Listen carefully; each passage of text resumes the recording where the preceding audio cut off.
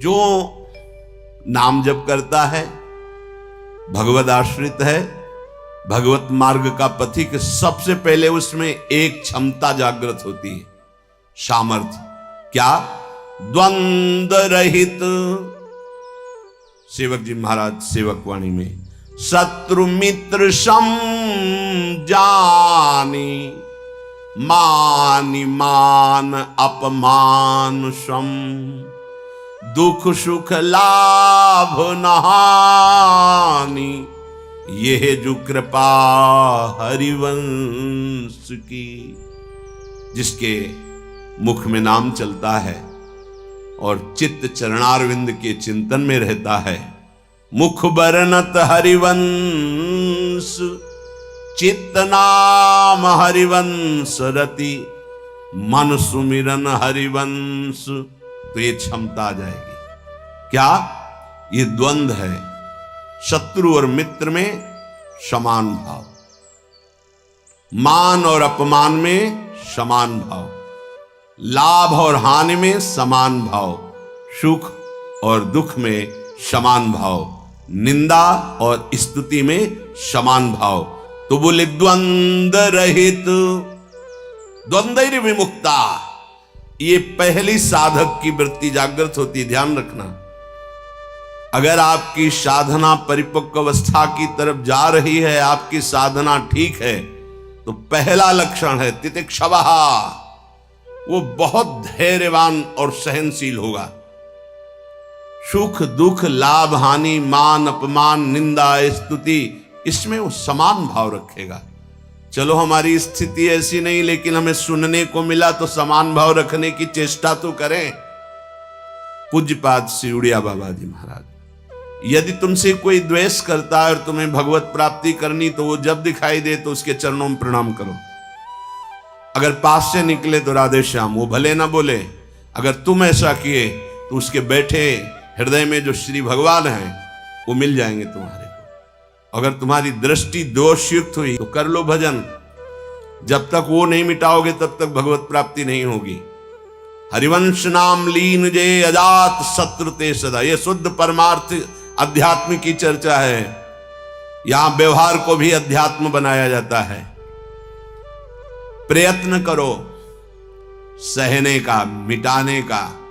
क्या गाली दे रहा है कोई, श्रवणेंद्रिय ने सुना, मन में जाके दाह पैदा है, ही नहीं, मेरे भगवान अपने समीप मुझे ऊंचाई देना चाहते हैं, प्रेम की ऊंचाई, ज्ञान की ऊंचाई, इसलिए ये कटु वचन बुलवा रहे हैं, मुझे सहन करना है। राधा राधा राधा, आगे निकल गए। जो सुख दुख मान अपमान लाभ हानि आदि द्वंद्वों को सह जाता है, देख लो, यहां लड़ना नहीं है, भक्ति सहना सिखाती। बोले कब तक सहेंगे? जब तक भगवान न मिल जाए। बोले वो तो बहुत ही दुष्ट हो जाएगा, अगर हर बार सहेंगे तो अगली बार और बढ़ के आएगा। कदापि नहीं। जो अपराध भक्त कर करे राम रोष पावक सो जरे, तुम सहो आग उधर लग जाएगी। उमा क्षमा सापौते भारी, अपने कर्म जाय अपकारी। तुम अपने को बचाओ, मालिक देख रहा है, वो ऐसा हिसाब करेगा। एक नवयुवक था जिसकी देखो हंसी उड़ाता था, बहुत परेशान करता था। एक भगत जी निकले उनके छेद, तो दाढ़ी मुछ को लेकर बहुत उपहास किया। 2 रुपये निकाले, दिए। उसको लगा पीछे आ रहे थे आर्मी के, फिर उनका उपहास गिरा के 10-5 लात थप्पड़ मारे ना, वो जो 2 रुपये दिए थे ना, हिसाब हो गया। अब दोबारा उस गली में नहीं खड़ा हुआ वो। राम रोष पावक सोजरी, तुम जाओ झुक के। वो आ रहा है झुकाने वाला, किसी रूप में रौंद के रख देगा उसको, क्योंकि उसका स्वभाव ऐसी जगह हाथ डालेगा जहां हाथ जल जाएगा। ये ना सोचो कि अगर हम 10 बार सह गए तो 11वीं बार वो फिर बोलेगा, बोलने लायक नहीं रहेगा। जो अपराध भक्त कर करे राम रोष पावक सोजरी, तुम्हारा कर्तव्य सहन करना और मालिक का कर्तव्य हिसाब करना। एक साधु जा रहे थे, गंगा किनारे भ्रमण कर रहे थे, तो छड़ी रखते, सोटा लंगोटा लोटा ये साधु के पास रहता है, तो सोटा लिए हुए थे और अपनी मस्ती में जा रहे थे ऐसे, पीछे धोबी कपड़ा धो धो के ऐसे सब फैलाए हुए था सूखने के लिए। उसने देखा इतनी मेहनत से तो हम धो रहे और बाबा जी रौनता चला जा रहा है, तो जिससे धोआ वो पीटने वाला डंडा वही दौड़ा लेके रुक्मिणी जी के पास भगवान बैठे। विनोद तत्काल सुदर्शन चक्र, फिर ऐसे शांत हो गए।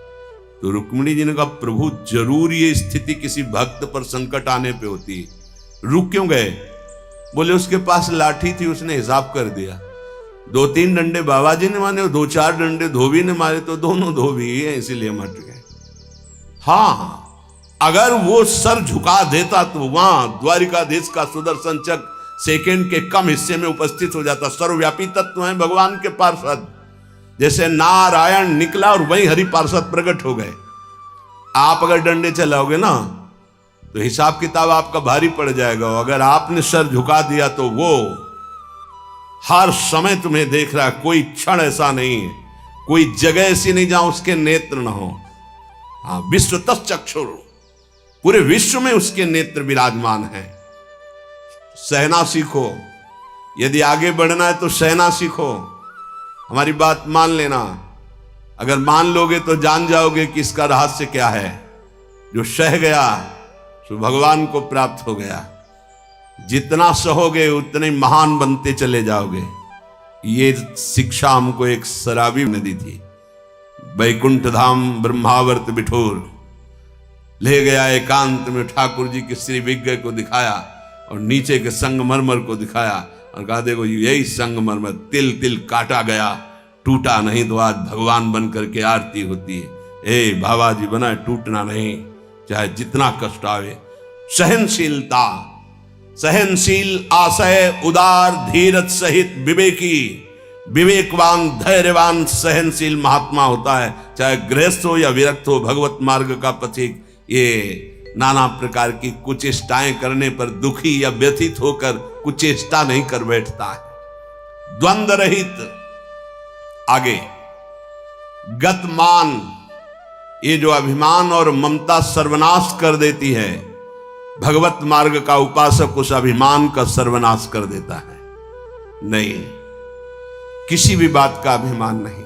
सच्ची कहते हैं, जिस क्षण प्रभु बुलवाना ना चाहे तो एक शब्द भी नहीं आता हृदय में। कई बार हृदय से एकदम आते शून्य, खाली। अब न कोई प्रश्न का उत्तर है, न कोई प्रश्न है, न कोई वार्ता है। वो दे रहे हैं तो हो रही है, और वो ना दे तो का बोलने की हिम्मत नहीं है। शब्द और शास्त्र ज्ञान और व्याख्या तो अलग जाने दो, वही बुलवा रहे, वही सत्य चेष्टा करा रहे हैं। इस सतमार्ग पहाड़ पे चलना है, ये हमारे चढ़ने की योग्यता नहीं, पर वो वाचालम बना देते हैं। मूक को पंगु से पहाड़ चढ़ा देते हैं। सांप का छोटा बच्चा गरुड़ को पछाड़ दे, राम कृपा हो जाए, हाँ तो लघु ब्याल गरुड़ को खा जाए, ऐसी सामर्थ्य पैदा कर दे भगवान। सब कुछ भगवान की सामर्थ्य से सत मार्ग का होता है। सब कुछ हमारे अहंकार से असत मार्ग का होता है। अहंकार त्यागी, सत मार्ग का अनुरागी। अहंकार युक्त तो कहेगा जरूर भगवान की सामर्थ्य से हो रहा है, पर अहंकार वासनाओं का खेल खिला के पाप करेगा। तो कह रहे गतमान, ये भगवान को अधीन करने वाली आगे बात कह रहे हैं कि सुख निधान भगवान तुम्हारे अधीन क्यों नहीं हो जाएंगे यदि ऐसा करोगे। पहला, मान अपमान, दुख सुख, लाभ हानि में समान भाव। दूसरा, मान को स्वीकार मत करो। ये देहाभिमानी पुरुषों के द्वारा किया हुआ प्रणाम नमस्कार, ये देहाभिमान को पुष्ट करने वाली अविद्या की एक नई चाल है। उनके हृदय में विराजमान सच्चिदानंद भगवान को देखते हुए इसे विनोद में उड़ा दो। विनोद में, मैं जान रहा हूं प्रभु, अब नहीं फंसेंगे, गुरु कृपा हो गई। आपका ये प्रणाम नमस्कार फांस नहीं सकता, नाथ आप तो हमारे स्वामी हो। अब नहीं, लाखों प्रणाम दंडवत हो रही, लेकिन नहीं, वो तुम्हारी प्रणाम दंडवत नहीं हो रही, तुम्हें फंसाया जा रहा है। आखिरी खाई है यश कीर्ति मान। नहीं, हे सच्चिदानंद गुरुदेव, आप सब रूपों में काहे को मजाक कर रहे हो प्रभु, आप ही तो विराजमान हो। नाथ कोई नहीं फंसा पाएगा। अब हम तो बड़े भजनानंदी, हमारा बड़ा नाम हो रहा है, प्रणाम नमस्कार हो रहा, तो आगे है खाई, उसमें मुंह भरा गिर जाओ, निकल नहीं पाओगे। जैसे कंचन की खाई, कामिनी की खाई, ऐसे कीर्ति की खाई। गत मान सबहि मान प्रदापमानी, सबके चरणों में बंधन भक्ति, मेरे नाथ इन सब रूपों में विराजमान। वो प्रणाम कर रहे हैं, नमस्कार कर रहे हैं, वो जय बोल रहे हैं, ये उनकी महानता है। वो अपने हृदय की स्थिति के अनुसार बर्ताव कर, हम तो अधम जीव हैं, प्रभु की कृपा से चल रहे। मेरे प्रभु सब रूपों में, कहीं मान नहीं छुएगा, और अगर मान छू गया तो विष चढ़ गया। सम्मानम कल्याति घोर गरलम, ये मान रूपी जहर केवल गुरु कृपा से ही दूर होता है। एक ही जगह इस मान की धुलाई होती, दूसरी जगह नहीं। और दूसरी जगह तो आप जहां भी जाओगे वैष्णव चिन्ह देख के सम्मान होगा। एक है घाट, गुरु घाट, जिनमें इसकी धुलाई होती है, वहां कोई भी तुम्हारी चतुराई नहीं चलेगी, कोई भी गुण नहीं चलेगा, कोई भी प्रभाव नहीं चलेगा। वहां धुल के रख देते हैं इस मान को, और जहां मान धुला और दैन्यता आई तो हरि कंठ लगा लेते हैं, भगवान उसे अपने समीप रख लेते हैं। बलिहारी गुरु आपने, जिन्होंने मान को मिटिया मेट कर दिया। बलिहारी कभी नहीं सुधरता है मान का स्वभाव। ये गुरुदेव, इसीलिए गुरुदेव के हाथ का खिलौना कोई बिरला ही बनता है। अहंकार के हाथ के खिलौने तो सब बने हुए, जैसी चाबी भरता है अहंकार, वैसे ही खेल हो रहे, लेकिन कोई गुरुदेव के हाथ का खिलौना विशेष लाडला होता है। भर दी चाबी, अब उसके हृदय में खेल चल रहा है निकुंज का। मान का त्याग करा करके दैन्यता का भाव प्रकाशित करना, ये प्रेमी महापुरुष सदगुरुदेव की कृपा से होता है। गत मान, आगे ज्ञान रथ। ज्ञान किस बात का? एक क्षण भी प्रभु का स्मरण न छूटे, इससे बड़ा कोई ज्ञान नहीं। बात पकड़ लो, तुम्हें कुछ आता हो या ना आता हो, बस राम कृष्ण हरि राधा राधा बोलना आता है, इससे बड़ा कोई ज्ञान नहीं है। ये भगवद स्मृति है। यस्य स्मरण मात्रेण जन्म संसार बंधनात् विमुच्यते, नमस्तस्मै विष्णवे प्रभु विष्णवे, जिनका स्मरण मात्र जन्म मरण बंधन से मुक्त कर देता है। राधा राधा कृष्ण कृष्ण। ज्ञान रथ, जब आप नाम जप करेंगे तो स्वाभाविक, सच्ची मानिएगा, इस शरीर से प्यार खत्म हो जाता है। ये बहुत व्यवस्थित भगवान की कृपा से चलता है, पर इससे राग नहीं रहता। पुराने कपड़े से जैसे तुम्हारा कोई राग नहीं रहता, फेंक देते हो कूड़ा में, ऐसे ही इस शरीर से ज्ञान रत उपासक को कोई संबंध नहीं रहता। बिल्कुल समझ लेना, जैसे कबाड़ में पड़ी हुई गाड़ी से ध्यान आएगा, ऐसे गया पर आपकी रति नहीं होगी क्योंकि बेकार हो गई है। ऐसे हर समय उपासक की दृष्टि में गाड़ी, ये जो पांच भौतिक गाड़ी, ये केवल भगवत प्राप्ति के लिए है। अगर ज्ञान प्रकट हो गया तो इससे कोई रति नहीं रहती, इससे कोई अपना शरीर का राग मिट जाना ही सब ज्ञान है। भगवान नाम में रुचि हो जाना ही सब ज्ञान है। बस दो बात समझ लो, जितना इससे तुम प्रेम करोगे उतना ही पापाचरण होगा, और जितना नाम से प्रेम करोगे उतना ही इससे वैराग्य होगा, और आप दिव्य उन्नति को प्राप्त हो जाएंगे। ज्ञान रथ, सच्चा ज्ञान। मैं भगवत स्वरूप हूं, ये मैं शब्द अंतःकरण से निकलता है, बस स्वरूप हूं है, मैं के साथ हूं है नहीं तो स्वरूप, बस स्वरूप। मैं स्वरूप हूं, ये अंतःकरण धर्म से निकल रहा है, केवल है स्वरूप, ये है, वहां कोई और शब्द नहीं जुड़ता, न मैं न हूं, वो है, वही है, वो भी खत्म, केवल है। यह है पूर्णता, ज्ञान की पूर्णता, भक्ति की पूर्णता है। कौन? गोविंद, गुरुदेव, किशोरी जी है। बिरत खटाई नाना कस, जैसे कुछ धातुएं होती हैं उनमें खटाई डालते तो बहुत जहरीली हो जाती है, ऐसे ही उपासक को हर भोग दिखाई देता है जहरीला। ब्रह्मादिक के भोग सब विषम लागत ताई, तो कहे फिर सुख क्या उसको मिलता होगा? गांव में जब गुड़ बनाया जाता है तो ऊपर का जो फेन निकलता है ना, गांव के जो गरीब लड़के होते हैं दौड़ के वो चाटते हैं, बड़ा मीठा अच्छा लगता है। कहीं उनको रबड़ी मिल जाए तो उसकी तरफ देखेंगे क्या? नहीं देखेंगे, क्योंकि अब उससे बहुत कई गुना बढ़कर के आनंददायक वो रबड़ी मिल गई।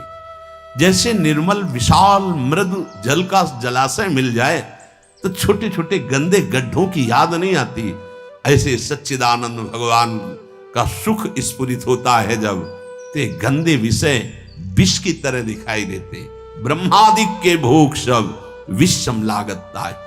तो बोले उस उपासक के हृदय में इतना वैराग्य हो जाता है जैसे वमन, खाने को मन नहीं होगा, विष्ठावत मलवत त्याग, मल त्याग के बाद कोई अहंकार नहीं होता, अर्थात वो त्यागी भी है और अहंकार का त्यागी है। जैसे इसमें कहा बीरत खटाई नाना कस, जैसे काश आदि जो पात्र हैं इनमें खटाई पड़ जाए तो बहुत जहरीली हो जाती है। बोले ऐसे ही ये सारे विषय उसे जहरवत दिखाई देते हैं। इसीलिए जो विषय प्रिय लग रहे हैं उनसे पिंड छुटाना हो तो भगवान को अर्पित करके भोग लगा के पाओ। गंदे विषय भगवान को भोग लगाए नहीं जाते। अगर कोई भी प्रिय पदार्थ है आपका कि ये तो हमें बहुत पसंद है, तो उससे पहले 20 मिनट प्रभु को भोग लगाओ और थोड़ा प्रसाद लेके बांट दो। कोई और ना हो तो पशु पक्षियों को बांट दो, राग खत्म हो जाएगा, पक्का राग खत्म हो जाएगा। ये गुरुजनों के अनुभव की बात है। कुछ ऐसे पदार्थ होते हैं, पूज्य राधा बाबा भाई जी से कहा कि सब ठीक है आपकी कृपा से, पर मिठाई देखते ही प्रीता बढ़ जाती, तो क्या अभी हमारा राग है मिठाई में? भाई जी हर समय बाबा की मनोवृत्तियों को देखने वाले महापुरुष, तो उनका नहीं, तुम्हारी स्थिति में मिठाई का राग नहीं है, ये स्वभाववश शरीर की आवश्यकतावश पूर्व अभ्यास रहा है। तो ऐसा हो जाता है कि जैसे सब पदार्थ रखा है, जो प्रिय है उसे उठा लिया और पाने लगे, उसका कोई राग नहीं है, स्वभाववश तुम्हारे शरीर को आवश्यकता है तो स्वभाव बन चुका है, पर राग नहीं है। पर अपने लोगों की स्थिति नहीं है, अपने लोगों का राग है। हमें जो राग है सच्ची मानो गुरुजनों की आज्ञा पे चले तो नष्ट हो जाएगा। जो प्रिय से प्रिय वस्तु लगे, 20 मिनट भोग लगाना, दिखाना नहीं केवल, क्योंकि होगा ना कि गरम गरम पकौड़ा और चटनी और सब दिखा लो श्री जी को पालो, नहीं, रसेंद्री को नहीं, श्री जी को पवाओ और इसके बाद एक पकौड़ा चटनी आप लो, बकाया दूसरे को दे दो, आप अपना पेट भरो रोटी से। आप देखो ना आपकी रसेंद्री बस में, रसेंद्री बस में हुई हर इंद्री बस में हो जाएगी। यहां कह रहे बीरत खटाई नाना कस, ये नाना प्रकार के भोग भोगते समय बहुत व्यतीत हो गया। उस उपासक को ये विश्वत नजर आते हैं जिसको भगवत प्राप्ति की चाह होती। तो बोले सुख निधान सुजान कौशलपति भये प्रसन्न कहू क्यों न होई बस। यदि ऐसे चलोगे तो भगवान बिना बुलाए आपके पास आ जाएंगे। कैसे? द्वंद्व रहित, मान अपमान निंदा स्तुति समान भाव से सह जाओ। गतमान, कोई सम्मान करे स्वीकार मत करो, उसके भोक्ता मत बनो। ज्ञानरत, ये शरीर नष्ट हो जाएगा, तुम अविनाशी हो। विषय विरत खटाई नाना कस, जितने भोग हैं इनमें कोई सुख नहीं है। और फिर जैसे देह गे से प्यार करते ऐसे प्रभु से प्यार करने लगे।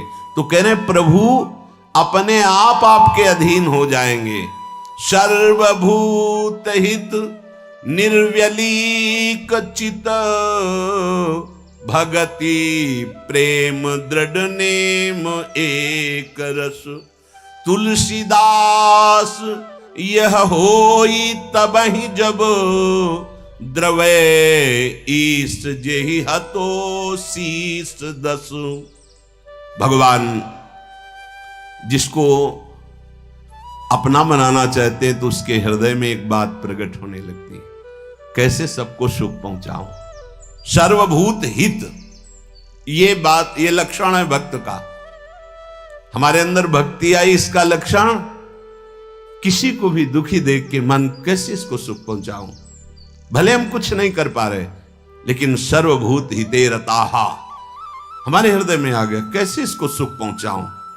गोस्वामी जी ने संत हृदय की महिमा का वर्णन करना प्रारंभ किया तो लगा जैसे मक्खन कोमल होता है, ऐसे संतों का हृदय कोमल होता है। तो लिखा, संत हृदय नवनीत समाना। पर विचार किया है तो दोष हो गया। मक्खन तभी पिघलता है जब उसमें स्वयं ताप लगे, फिर तो संत की हृदय की बात गलत हो गई। अगर स्वयं के दुख में हृदय द्रवित होता है तो सबका होता है। ये मक्खन का उदाहरण तो ठीक नहीं बैठा। तो आगे तुरंत लिखा, कहा कविन पर कहीं न जाना, निज परिताप द्रवई नवनीता, पर दुख द्रवहि सो संत पुनीता। संतों का हृदय मक्खन जैसा होता है, कवियों ने कहा, पर ठीक नहीं बैठा। क्योंकि मक्खन को स्वयं जब ताप लगता है तब पिघलता है, लेकिन संत तो दूसरे के दुख को देख करके द्रवित हो जाते हैं।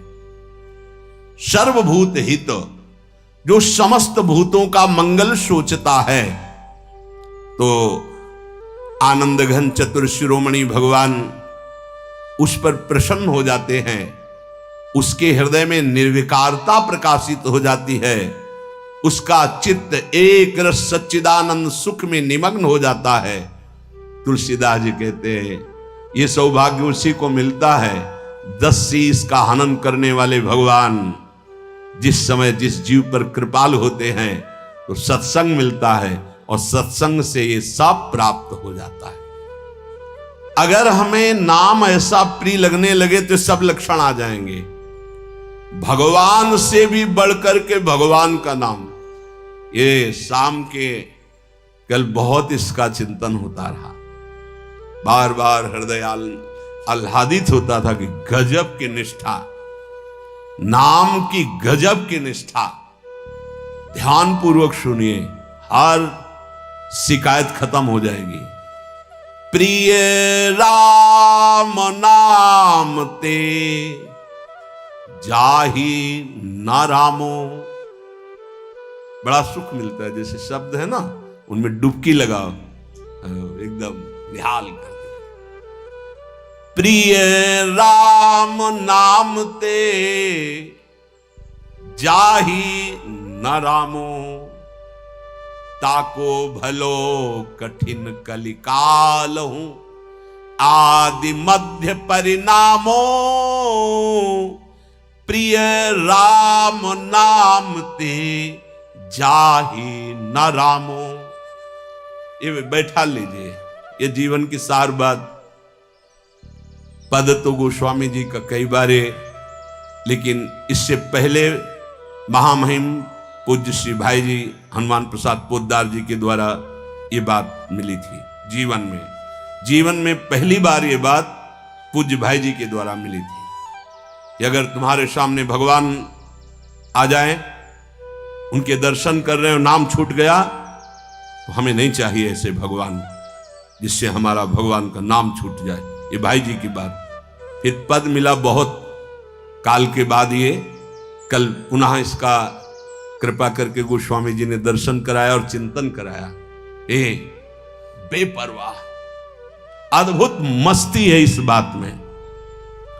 जिसे भगवान नाम इतना प्यारा लग गया है कि यदि स्वयं भगवान कहें कि अब मैं तुम्हें मिल गया, मेरे लिए तो भजन कर रहे थे, अब आज से नाम जपना छोड़ दो, तो वो स्वीकार नहीं करेगा। उपासक कहेगा नाम नहीं छोड़ सकता, महाराज आप आओ या ना आओ, आप जाओ या रहो, आपकी मर्जी की बात। नाम से प्रिय बढ़कर आप नहीं हो हमें। ये बात बहुत बड़ी बात। जब भगवान की बात आ गई तो ये भोगों की बात क्या रह जाएगी भाई। ये पद प्रतिष्ठा रुपया पैसा, अभी नाम का स्वाद ही नहीं चखा। ये ताको भलो कठिन कलिकालो आज मध्य परिणामो। आज कल परसों हर समय परमानंद बना रहेगा। एक कलयुग कुछ नहीं बिगाड़ सकता। यदि जिह्वा में ऐसा प्यार उदय हो गया कि मुझे नहीं चाहिए और कुछ, जो हमें नाम छोड़वा दे वो कुछ संसार की पद प्रतिष्ठा तो जाने दो, हमें भगवान से भी नहीं मिलना। यदि वो आ जाए और नाम छूट जाए तो मुझे उनका आना नहीं। प्रिय राम नाम ते जाही न रामो। ये बहुत बड़ी बात है, ये जन साधारण नहीं समझ सकते। बहुत बड़ी बात। कैसे छूटेगा फिर नाम? सोचो कैसे छूटेगा। आग लग जाएगी कि ओहो, जिस नाम के बराबर नामी से मिलन की भी बात नहीं कही गई, उस नाम को हम चंद विषयों में, तुच्छ विषयों में, तुच्छ व्यक्तियों के मायाजनित संभाषण में छोड़ देते हैं। हमारी कहां की निष्ठा? गोस्वामी जी कह रहे हैं, प्रिय राम नाम ते जाहि न रामो। बार बार इसलिए करें, बैठा लो। सकुचत समुझी नाम महिमा, मद लोभ मोह को कामो। राम नाम जप निरत सुजन पर, करत छाह घोर घामो। प्रिय राम नाम ते जाही न रामो। बस यही लगता है, यही परम विश्राम है। इससे बड़ी कोई बात नहीं हो सकती। राम जी मिल जाएं और वो कहें कि हमारा नाम छोड़ दो, अब हमें स्वीकार करो, हम तो मिल गए ना, तो वो उपासक भगवान से कह देगा आप चले जाइए। जिस नाम के बल से आप हमारे पास आए उस नाम को मैं नहीं छोड़ सकता। आप कभी मत दर्शन देना, कभी मत आना, आप हमें हर दुख देना, पर मैं नाम नहीं छोड़ सकता। ये बात पकड़नी, ये बात पकड़नी। पकड़ लो, सब कुछ तुम्हारे अधीन हो जाएगा। मुझे आपसे मिलने की आवश्यकता नहीं है यदि नाम छूट जाए तो। यही भाई जी लिखा प्रियालाल के लिए, राधा कृष्ण के लिए। सबसे पहले भाई जी की बात तो थोड़ी देर तो विचार चलता रहा इस विषय का कि नाम साधन है और साध्य है प्रभु। जब प्रभु को हम देख रहे हैं तो नाम भूल गए तो कौन सी बड़ी बात है, क्योंकि नाम का फल तो प्रभु ही थे। उस समय समझ में नहीं आया, बाद में समझ में आया उन्हीं महापुरुषों की कृपा से, जो आज गोस्वामी जी कह रहे हैं कि यदि कोई कहे कि तुम्हें राम मिल जाएंगे, या राम जी ही कहें कि मैं मिल जाऊंगा, मेरा नाम छोड़ दो, तो उपासक का हृदय कहेगा, नाम जापक का, कि यदि आपके मिलने से नाम छूट जाता है तो आप कभी हमसे मत मिलिए। मुझे आवश्यकता नहीं आपसे मिलने की। यदि मेरा गुरु प्रदत्त नाम छूट जाए तो आपके मिलने की आवश्यकता नहीं। उसका नाम ऐसे चलता है हृदय में, श्वास में, जिह्वा में, रोम रोम में। ऐसा अपार प्रेम उसके हृदय में प्रकट होता है, ऐसी मतवाली मस्ती होती है कि भगवान उसे कभी छोड़ ही नहीं सकते। इस कराल कलिकाल में आदि, प्रारंभ, मध्य और अंत, कभी किसी का कल्याण हुआ है या हो रहा है या होगा तो ऐसे नाम प्रेमी का होगा। ये आदि मध्य परिणामों। अगर नाम जब चल रहा है तो जो पीछे महापुरुष हुए हैं, जो अब हैं, जो आगे होंगे, वो नाम के प्रभाव से ही है। नाम की महिमा इतनी अपार है, ध्यान दीजिए। अभिमान, लोभ, अज्ञान, क्रोध, काम, ये उसके हृदय में ही नहीं रह जाते जिसके निरंतर नाम चलने लगता है। ये सब सकुचा कर भाग जाते हैं। जैसे किसी महान बलशाली को देखकर छोटे मोटे योद्धा गर्दन झुका के भाग जाते हैं। ये काम आदि दोष उन्हीं को परेशान करते हैं जिनके नाम नहीं चल रहा। सच्ची मान लीजिए, विश्वास कर लीजिए, बहुत बड़े लाभ की बात है नाम। सामने ही ये सर ऊंचा नहीं कर सकते, कौन?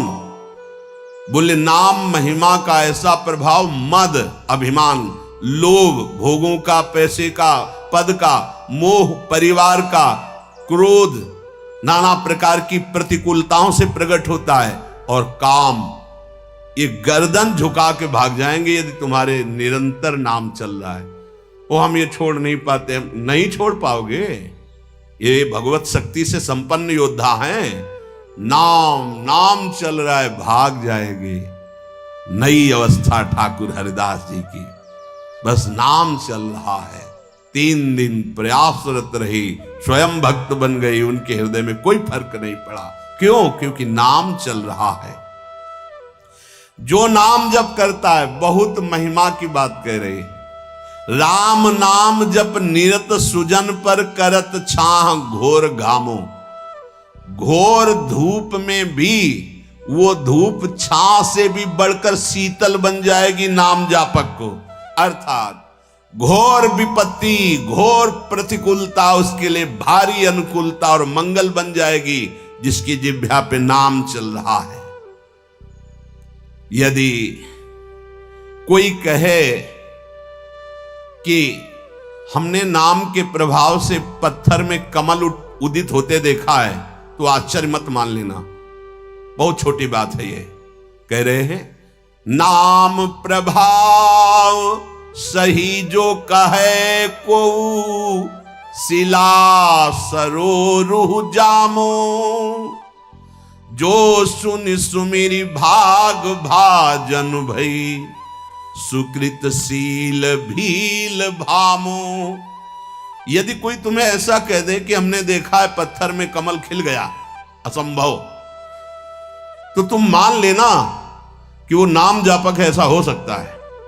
नाम जापक कुछ भी कर सकता है, क्योंकि नाम में कर तुम अकर तुम अन्यथा सब सामर्थ्य विराजमान। जो बिल्कुल नहीं हो सकता वो भी हो सकता है, अन्यथा कर तुम।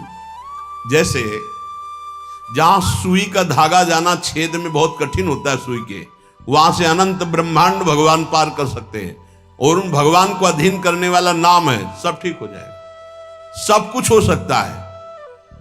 नाम की महिमा समझ करके ये तुम्हारे काम क्रोध लोभ मोह मद मत्सर ये सकुचा कर भाग जाएंगे, सामने नहीं आएंगे। भारी से भारी प्रतिकूलता दुख तुम्हारे लिए आनंद प्रदान करने वाली बन जाएगी यदि आप नाम जप कर रहे हो। महान दुख सुख बनकर तुम्हारे को कभी छोड़ेंगे ही नहीं। यदि कोई कहे कि नाम के प्रभाव से पत्थर में कमल उत्पन्न हो गया, तो उसे झूठा मत समझना, क्योंकि संभव को असंभव और असंभव को संभव करने की सामर्थ्य नाम में विराजमान है। जिस नाम का स्मरण करके भीलनी जगत बंदनी सबरी जी हो गई और भगवान उनके जूठे बेर खाए, तुम्हें विश्वास नहीं है? उस नाम पर परम भाग्यवती पुण्यमयी ब्रह्म ऋषियों से भी पूजनीय माता सबरी हो गई। और ऐसे जो सीधा राम राम नहीं बोल पा रहे थे, मरा मरा मरा मा, वो भगवान के अवतार के पहले भगवान की लीला लिखने की योग्यता प्राप्त कर ली। जो अपने भाव से भगवान नारायण नहीं पुकार रहा था, अपने पुत्र को पुकार रहा था, उसे परम पद प्राप्त हो गया। इसलिए उल्टा कुभाव से किसी संबंध से कैसे भी जिसने भगवान के नाम का उच्चारण किया उसका मंगल ही मंगल है।